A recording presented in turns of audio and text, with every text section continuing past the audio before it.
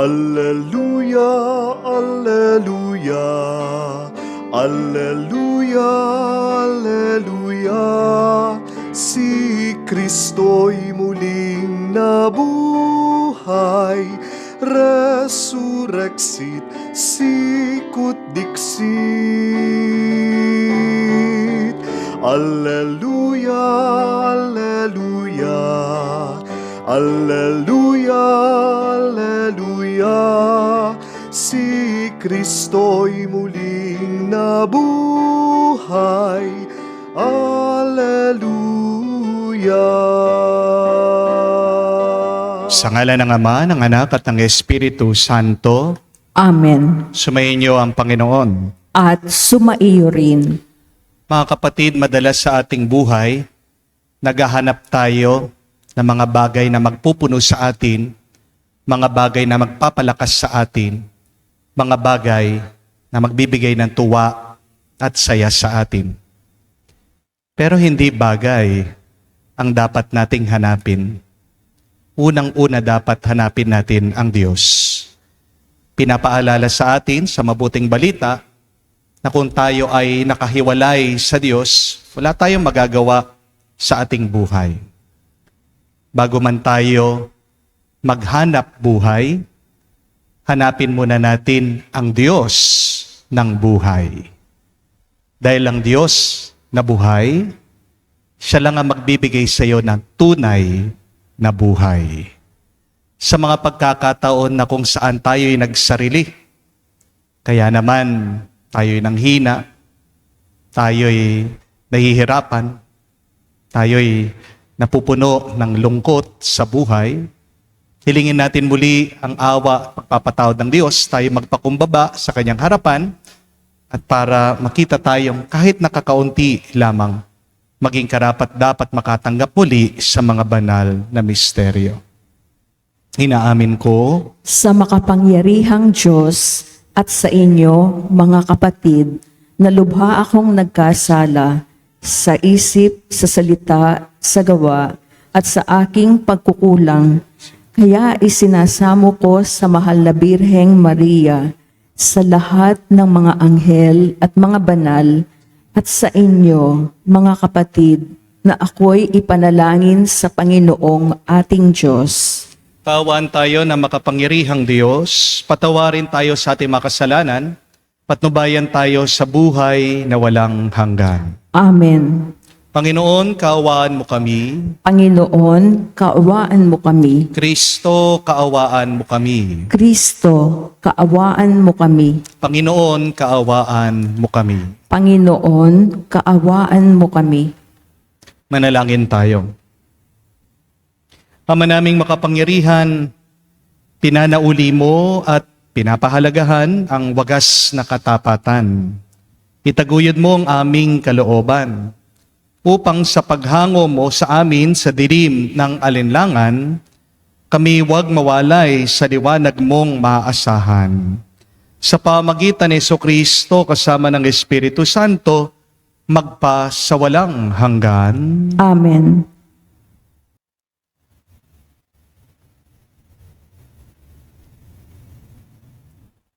Pagbasa mula sa mga gawa ng mga apostol. Noong mga araw na yon, may ilang taong dumating sa Antioquia mula sa Judea at itinuro sa mga kapatid ang ganito: kapag hindi kayo nagpatuli ayon sa kautusan ni Moises, hindi kayo maliligtas.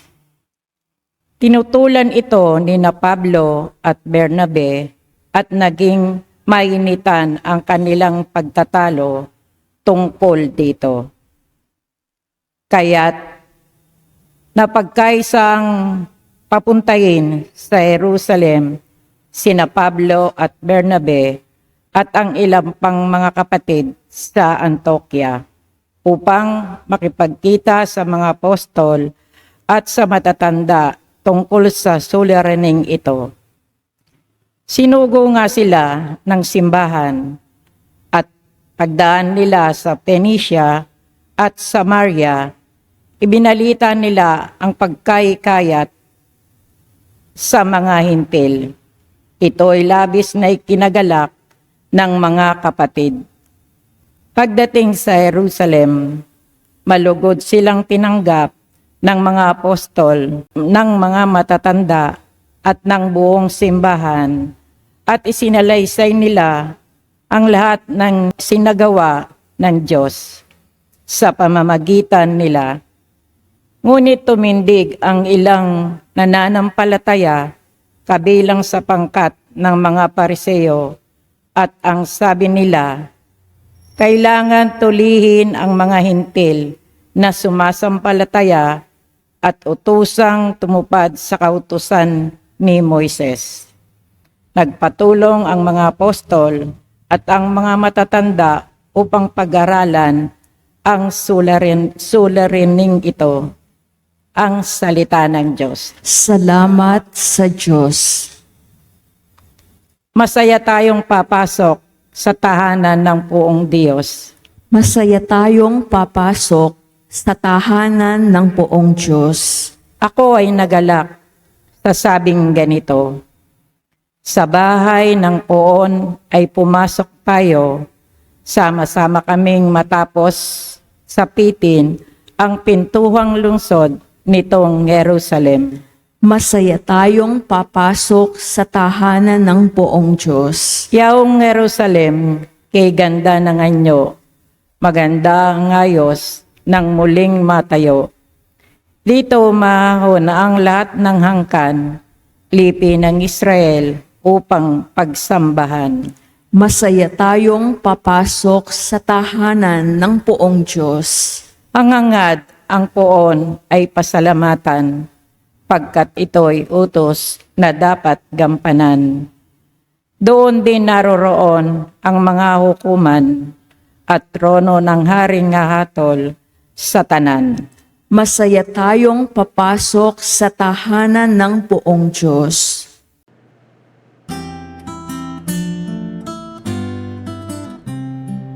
Alleluia, alleluia, alleluia, alleluia, alleluia,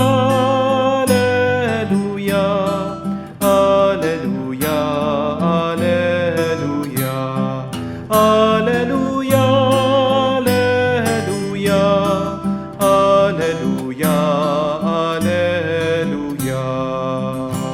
Sa Poon ay manatili, siya'y sa atin lalagi, mamungang malwalhati. Alleluia, alleluia.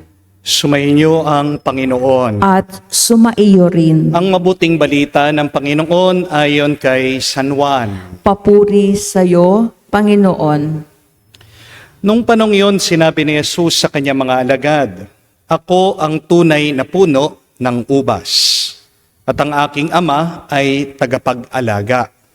Pinuputol niya ang bawat sangang hindi namumunga, at kanya namang pinuputulan at nililinis ang bawat sangang namumunga, upang lalong dumami ang bunga. Nalinis na kayo sa pamagitan ng salitang sinabi ko sa inyo. Manatili kayo sa akin at mananatili ako sa inyo. Hindi makakapamunga ang sangang hindi nananatiling nakakabit sa puno. Gayon din naman, hindi kayo makakapamunga kung hindi kayo mananatili sa akin. Ako ang puno ng ubas, kayo ang mga sanga. Ang nananatili sa akin at ako sa kanya, ang siyang namumunga ng sagana. Sapagkat wala kayong magagawa kung kayo'y hiwalay sa akin. Ang hindi nananatili sa akin ay itatapon at matutuyo, gaya ng sanga. Ang gayong mga sanga ay titipunin at susunugin. Kung nananatili kayo sa akin at nananatili sa inyo ang salita ko, hingin ninyo ang inyong maibigan at ipagkakaloob sa inyo, na pararangalan ang Ama kung kayo'y namumunga ng sagana. At sa gayo'y napapatunayan, mga alagad ko kayo.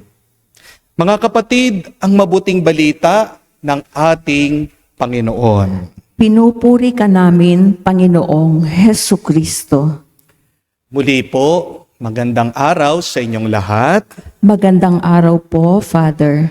At ako po ay muling nagpapasalamat sa lahat ng mga sumusuporta sa ating YouTube channel, sa ating Facebook page, sa ating online mass.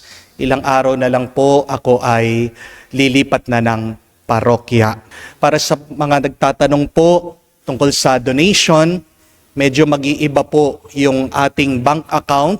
Inaayos po natin yung ating bank account sa parokya. Pakitignan na lang po sa offertory yung pong ating bagong bank account. Sa mga gusto pa pong tumulong, pwede nyo pong dyan i-donate yung gusto nyo pong ipantulong. Muli po, gusto ko lang ipaalaala na hindi po ako directly nagme-message sa inyo at humihingi. Wala pong sapilitan. Kaya nga po, love offering. Yung mga gustong tumulong, sana po galing sa inyong puso. Yung kinatutuwa po ng inyong puso, yan po sana ang inyong ibigay. Huwag po kayong maniniwala doon sa mga nagsasabing, ako si Father Joel. Hindi po. Nandyan po yung ating mga bank accounts, nandyan po yung ating mga online platforms para kayo ay makatulong. Wala pong sapilitan. And again, I am praying for all of you, yung pong lahat na mga tumutulong, ganyan din po yung mga gusto pang tumulong. Pinagdarasal ko na ang Diyos mas dagdagan pa ang inyong ipantutulong. Kayo po ay regalo, grasya, galing sa Diyos. Maraming salamat po. Isa po sa mga pinakasikat, pinakamasarap na bigas ay yung Thai jasmine rice. Ang tanong, ano po ba ang ginagawa ng mga Thailander? Bakit napakasarap po ng kanilang kanin? Kaya kaparehas lang naman po natin sila ng klima, hindi po ba? Mainit din naman po sa Thailand. Pero kung ikukumpara nyo po sa ating mga bigas dito sa Pilipinas, bakit kakaunti yung ating bigas at minsan hindi pa ganun kasarap? May natuklasan po kasing teknik ang mga Thailander para magparami ng ani at para mas sumarap pa yung kanilang bigas. Kapag habang tumutubo daw po yung palay at kapag tumaas na po ito hanggang bewang daw ng tao, ang ginagawa po nila sa Thailand, mano-mano agad, pinuputol na nila ito. Hahatiin na po nila yung palay. Gusto po nila hanggang tuhod lang yung tubo, yung taas nung palay. Nakakapagtaka po yun, no? Kasi tumutubo naman ng mabuti yung palay, bakit mo puputulin? Bakit mo hahatiin? Ang tawag daw po dito ay topping, growth control. At meron pong tatlong dahilan bakit po nila ginagawa ito. Meron po silang tatlong nakitang benepisyo, magandang bunga kapag pinuputol nila agad yung paglaki, pagtubo ng palay. Una, nababawasan daw po yung sukal na damo. Kapag wala daw pong sukal na damo, mababawasan yung kalaban ng palay sa kanyang paglago, sa kanyang pagtubo. Pangalawa, kapag mababa lang daw po ang tubo ng palay, magiging mas matibay daw po ito laban sa lakas ng hangin kapag dumarating ang mga iba't ibang bagyo. Kapag mataas po kasi ang palay, ang tendency, yan po ay bumabagsak kung dadaanan po yan ng malakas na bagyo. Di po ba? Mataas ang survival rate ng palay kapag mababa ang pagkatanim nito. At pangatlo po, mas dumadami daw yung bunga ng palay kapag ginawa ang teknik na ito. Ang galing po ng mga Thailander, no? Pero ito pong paraan na ito ng pagpaparami ng bunga ay hindi na po bago. Actually, ang inspirasyon pong ito ay galing sa Biblia. At yan po ang turo na narinig natin kay Jesus sa ating mabuting balita ngayon. Sabi po ng ating Panginoon, inaalis daw ng Diyos Ama ang lahat ng mga sangang hindi namumunga at pinuputol din niya, inaalis din niya ang lahat ng namumungang sanga. Bakit?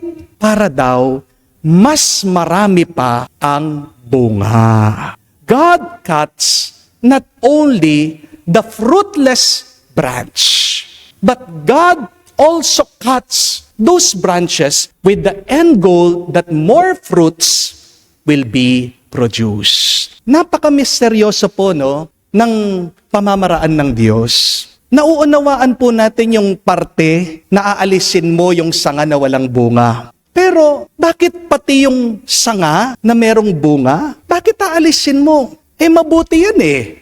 Namumunga yan eh. May pakinabang ka sa kanya. Kasi po, mga kapatid, ang kagustuhan ng Diyos ay hindi lang yung tayo ay maging mabunga. Pero ang kagustuhan talaga ng Diyos ay yung pakikiisa natin sa Kanya.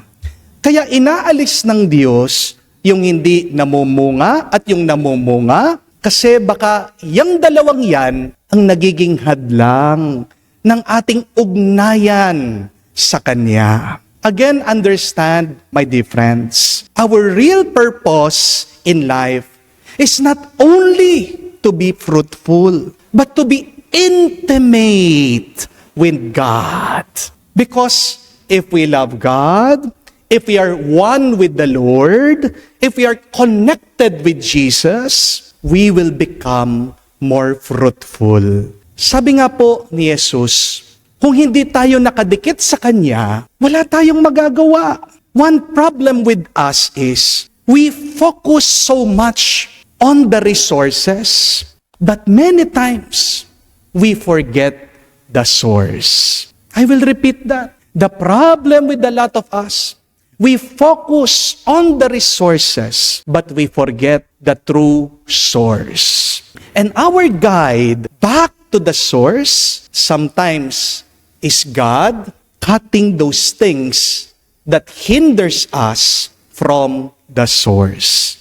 Di po ba hindi naman talaga masarap na karanasan yung pinuputol eh? Mabigat yung binabawasan ka. Cutting hurts. Growing is painful. But if we want to become more holy, if we want to become the best version of ourselves, we need to say goodbye to a lot of things in our life. Kung nahihirapan man tayo na iwanan ang mga bagay-bagay sa ating buhay, dapat handa tayong magputol sa gunting ng Diyos. What are those two things that needs to be cut out from our life so that we can become more closer to God, so that we can become more fruitful in our life? First, we need to cut those useless branches in our life. Hindi naman po lahat ng nasa buhay mo ay may tulong at pakinabang sa'yo. Amen? Minsan, kaya ayaw mo lang alisin ang bagay na yan. Kasi nasanay ka na nandyan yan. Minsan, mayroong mga bagay na kailangan nating itapon. Basura na. Pero bakit hindi mo tinatapon? Ano yung nasa isip mo? Kailangan ko pa rin ito eh. Baka bukas, kailangan ko pa rin eh. Diba? Ugali natin mga Pilipino yan. Pati basura, hindi natin maitapon-tapon. Aminin nyo. Di po ba? Yung kahon na pinanggalingan ng iyong washing machine, hanggang ngayon, andyan pa rin sa bodega nyo. Yung mga Tupperware na mga ginamit nyo, pinagbalot nyo, pinagsharo nyo, butas-butas na, nakastock. Pagkatapos tinatago mo, para saan pa ba yan? Pati yung plastic na balot, pinanggalingan ng pansit, tinatago, kinukolekta. Mga kapatid, kailangan nating suriin. Alin ba sa mga bagay sa ating buhay ang wala na tayong pakinabang, nagiging pabigat na lang? Buksan nyo nga po yung mga aparador nyo. Tingnan nyo, ano yung mga damit dyan na kailangan nyo ng pamigay? Kung ayaw nyong itapon. Baka yung uniform mo pa, nung grade 1 ka, nandyan. Baka pati naman yung mga damit mong butas-butas. Gawin mo na lang basahan. Baka pati naman yung mga test paper mo, nung nag-aaral ka pa sa elementary, tinatago mo. Meron mga ibang tao, hindi nagiging mabunga ang kanilang buhay kasi nakakapit sila sa basura. Amen?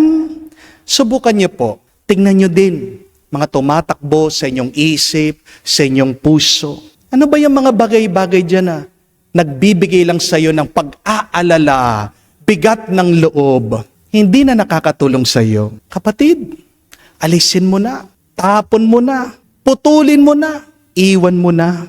Meron nga pong isang kasabihan the greatest bully of a child is an unhealed parent.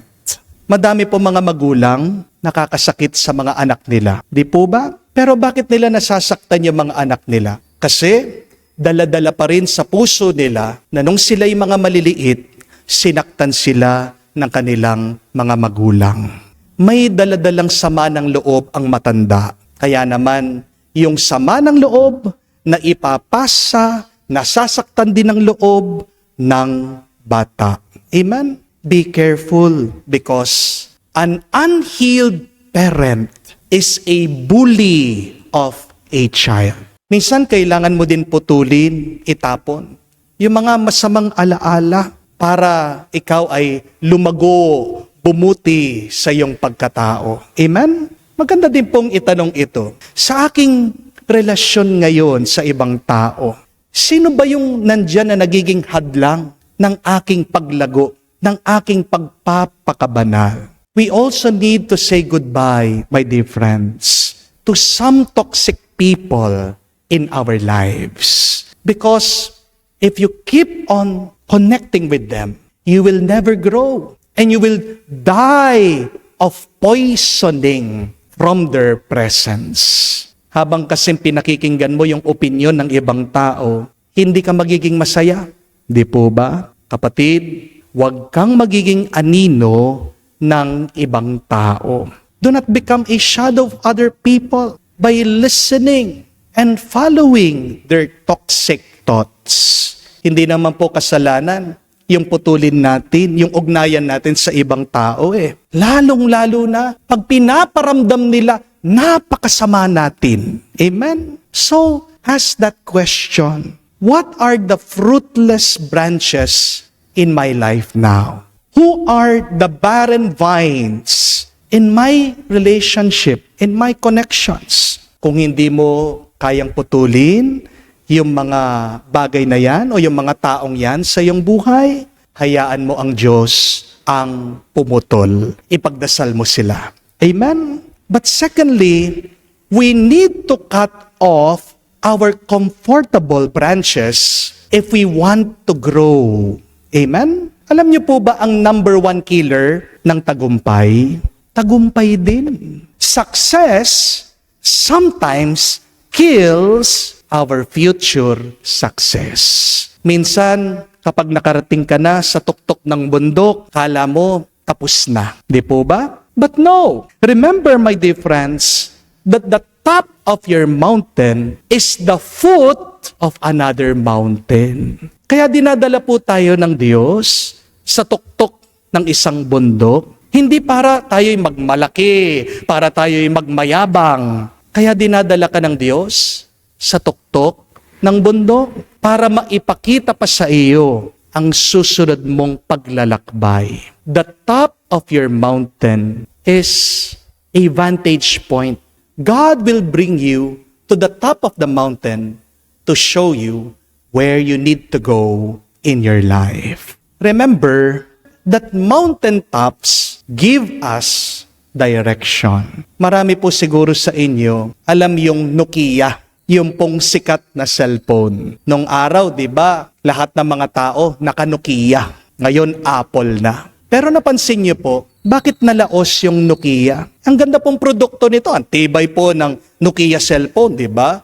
Kahit na ilang beses nababagsak yung cellphone, gumagana pa rin. Ano po ang nangyari? Bakit bigla-bigla bumagsak ang kumpanya ng Nokia, nawala po, hindi na ganun kasikat ang Nokia cellphone? Napanood ko po yung interview ng isang opisyalis nila. Ang sabi niya, wala namang kaming ginawang mali pero wala din kaming ginawang bago.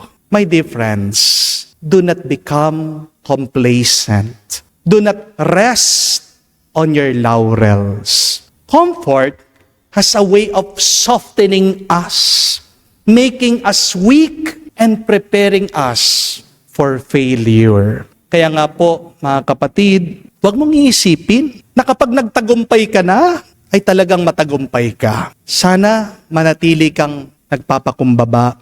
At kahit na nagtagumpay ka, sana makilala mo, ikaw ay nagtagumpay dahil sa Diyos. At dahil utang na loob mo sa Diyos ang iyong pagtatagumpay, paano mo ito susuklian? Paano mo babayaran ang Diyos? Manampalataya ka sa Kanya, mahalin mo siya, at maglingkod ka. Amen? Kaya nga po, minsan na malungkot na kwento, maraming mga matatalino sa eskwela, pero kulelat sa totoong buhay. Maraming mga OFW na yumayaman sa ibang bansa, sa abroad, pero pagka-uwi nila dito sa Pilipinas, nauubos lahat ng kanilang pinundar. Marami din po napaka-active sa simbahan, pero mabibigla ka na lang, nasasangkot sa panloloko o nababalitaan mo, meron silang kaso. Yes, God is happy if we become successful. But God will become much more happier if we become loving. Amen? Because true success is not measured with what you have gained, but true success is seen in what you have given. Ang habilin po ng ating Panginoong Jesucristo, remain in me as I remain in you. Unawain po natin na lahat ng tagumpay ay nagmumula sa Diyos. Magiging masaya ka lang, magiging payapa ka lang kung nakadikit ka at kung nakaugnay ka sa Diyos. Mga kapatid, magdasal po tayo sa banal na misang ito. Naway matiis natin ang pagpuputol ng Diyos sa mga hindi namumungang parte ng ating buhay. At ganyan din po, sana magtiwala tayo palagi sa Kanya. Kapag para bang ginugulo niya ang ating buhay, napakaganda ng ating buhay, pero meron din siyang pinuputol, meron din siyang inaalis. Kapag hindi tayo nagiging komportable sa ating buhay, huwag tayong mag-alala. Pasalamat pa rin tayo, magpuri pa rin tayo sa Diyos, kahit na tayo'y nasasaktan, dahil paniwalaan mo, alam ng Diyos ang Kanyang ginagawa, at ginagawa lang niya yan para sa iyong kabutihan, para mas mamunga ka pa ngayon hanggang sa magpa sa walang hanggan. Amen.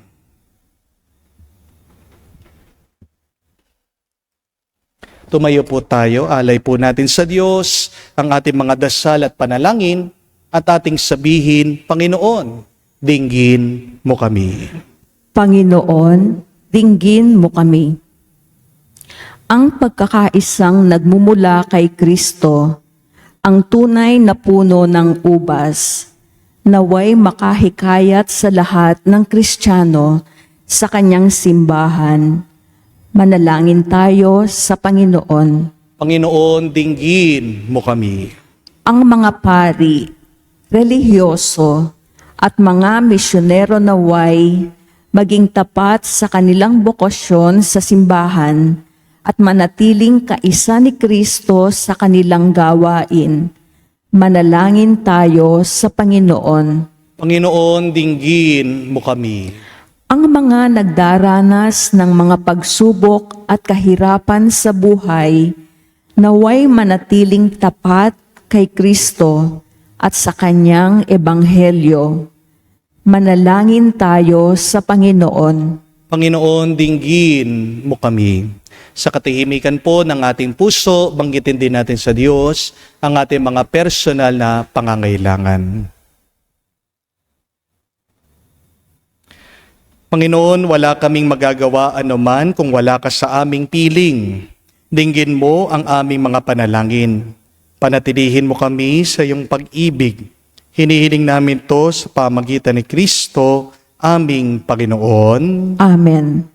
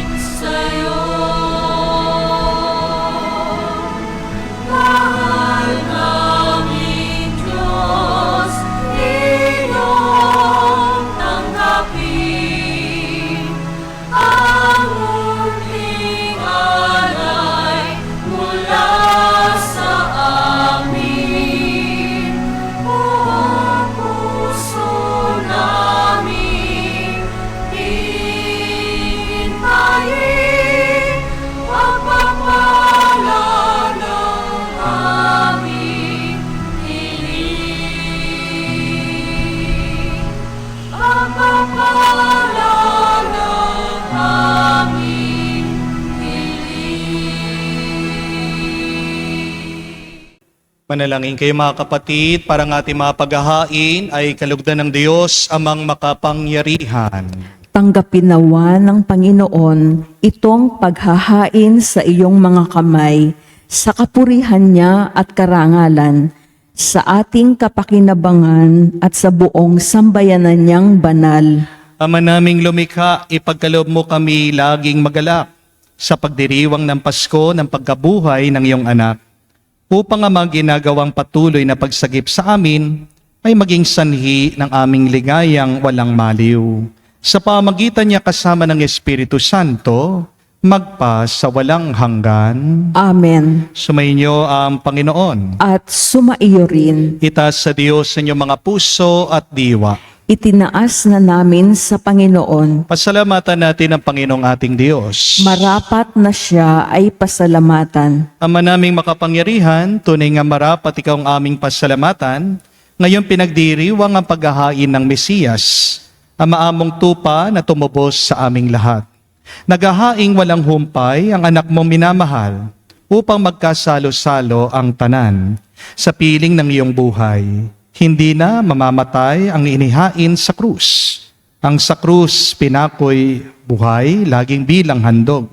Kaya kaisa na mga anghel nagsisiawit ng papuri sa iyo, na walang humpay sa kalangitan kami nagbubunyi sa iyong kadakilaan.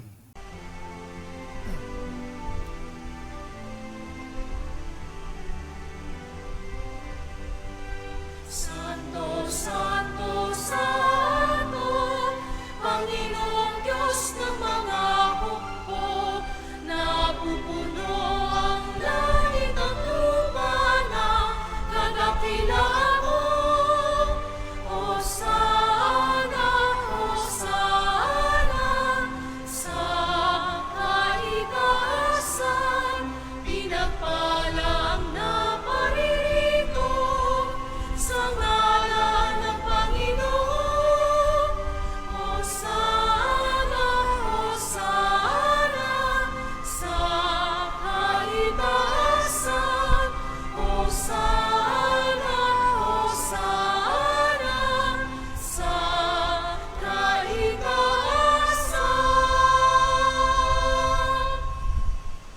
Ama naming banal, ikaw ang bukalan tanang kabanalan. Kaya't sa pamagitan ng iyong Espiritu, gawin mong banal ang mga kaloob na ito, upang para sa amin, maging katawan at dugo ng aming Panginoong Hesu Kristo.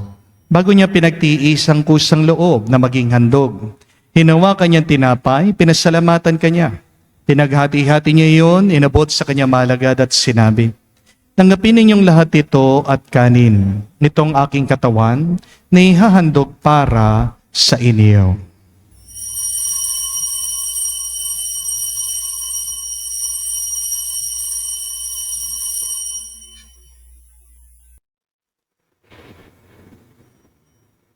Gayon din naman na matapos ang hapunan, hinawa kanyang kalis, muli kanyang pinasalamatan.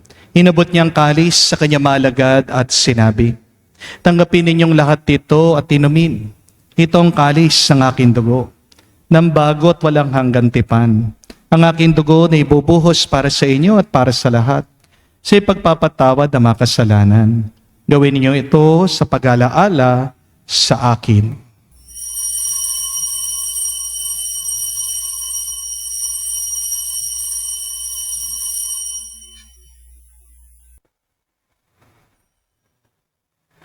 Ang misteryo ng pananampalataya.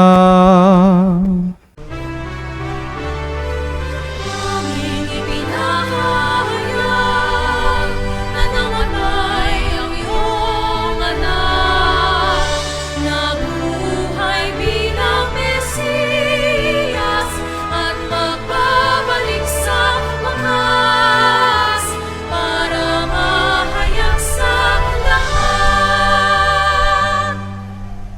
Ama, ginagawa namin ngayon ang pag-alaala sa pagkamatay, muling pagkabuhay ng iyong anak. Kaya tinialay namin sa iyong tinapay nagbibigay buhay at ang kalis sa nagkakalob ng kaligtasan. Kami nagpapasalamat dahil kami yung minarapat na tumayo sa harap mo para maglingkod sa iyo. Sinasamo namin kami magsalo-salo sa katawan at dugo ni Kristo ay mabuklod sa pagkakaisa sa pamagitan ng Espiritu Santo. Amalingapin mong iyong simbahan, laganap sa buong daigdig. Puspusin mo kami sa pag-ibig. Kaisa ni Leo, ang aming Santo Papa, Laurentino, aming Arsobispo ng Tanang Kaparian. Alalahanin mo rin ang aming mga kapatid na nahimlay, may pag-asang sila'y muling mabubuhay. Ngayon din naman lahat ng mga pumanaw, kawan mo't sila't patuloyin sa iyong kaliwanagan. Kawan mo't pagindapatin kaming lahat, makasalo sa iyong buhay na walang wakas. Kaisa na mahal na Birhen Maria, Ina ng Diyos, kaisa ni San Jose, ang kanyang malwalhating esposo, kaisa na mga apostol, lahat ng mga banal, na namuhay dito sa daigdig na kalugod-lugod sa iyo. May pagdiwang naman namin ang pagpupuri sa ikararangal mo sa pamagitan ng iyong anak aming Panginoong Heso Kristo. Sa pamamagitan ni Kristo, kasama niya at sa Kanya, ang lahat ng parangal at papuri ay sa iyo, Diyos Ama, makapangyarihan, kasama ng Espiritu Santo, magpasawalang hanggan. Amen, amen, amen. Sa nakakagaling na utos sa turo ni Jesus sa Panginoon natin na Diyos, ipahayag natin ang lakas loob.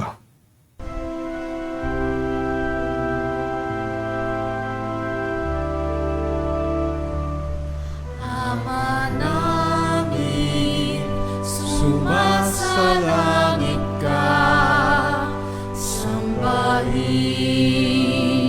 ang ngalan mo, mapasa amin ang kaharian mo, sundin ang loob mo dito sa lupa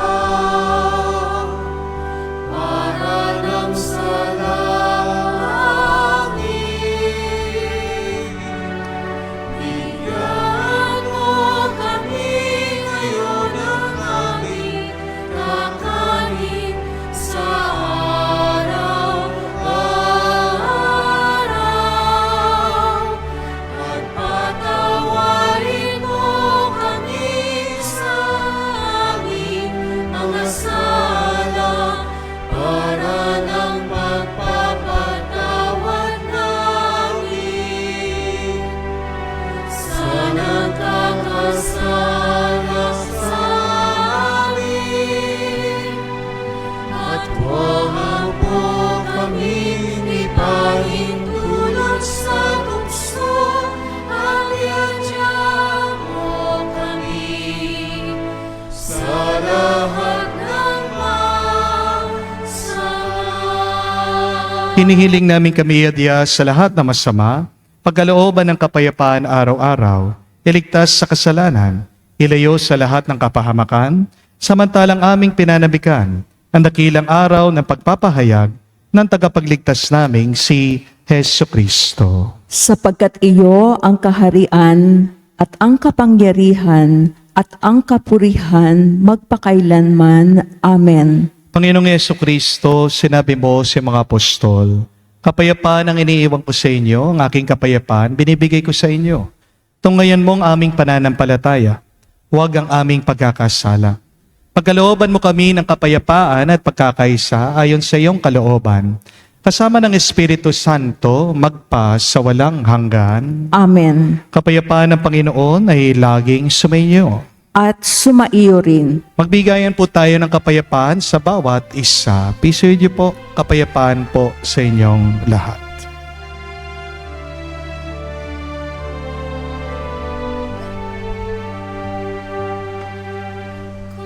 Kordero ng Diyos na nag-aalis ng mga kasalanan ng sanlibutan, maawa ka sa amin.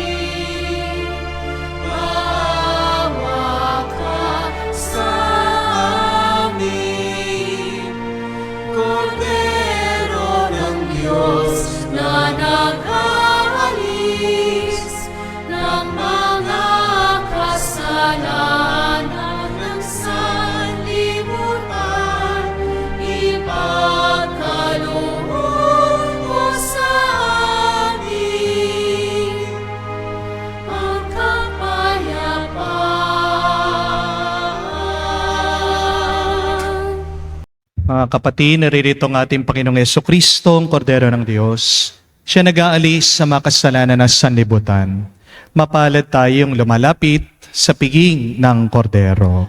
Panginoon, hindi ako karapat-dapat na magpatuloy sa iyo, ngunit sa isang salita mo lamang ay gagaling na ako.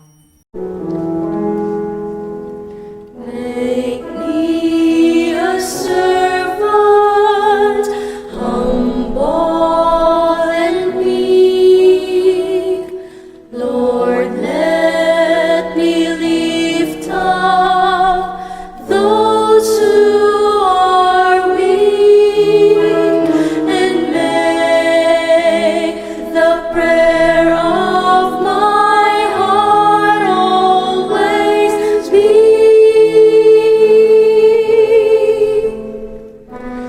Make me a servant, make me a servant, make me a servant today.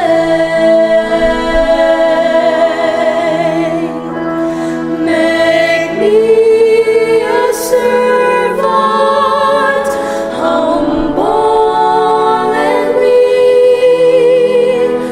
Lord, let me lift up those who are weak, and make the prayer of my heart always be.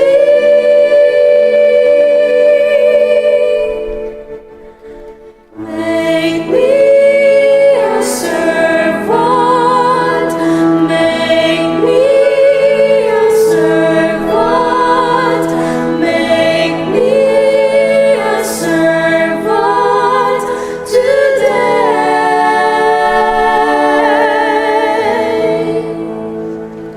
Manalangin tayo.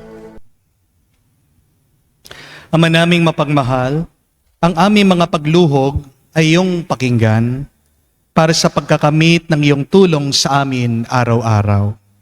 At para sa pagkakaloob ng ligayang walang katapusan na pawang dinudulot ng banal na pakikinabang sa pagdiriwang ng pagpapalit ng iyong bigay at aming alay.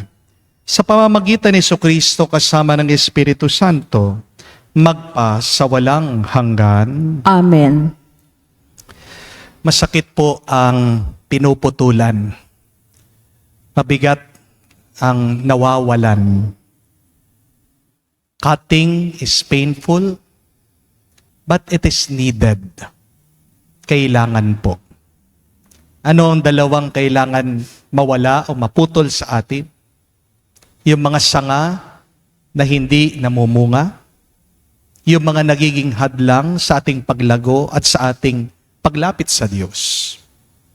Yung mga toxic na tao, yung mga masasamang alaala, yung mga basura sa ating buhay. But secondly, we have to cut off our comfortable branches. Hindi ibig sabihin namumunga ka, na matagumpay ka na. Ang tuktok ng iyong bundok ay ang paanan pa lang ng susunod na bundok. Kung ikaw ay tinataas ng Diyos, huwag kang magmayabang, huwag kang magmalaki.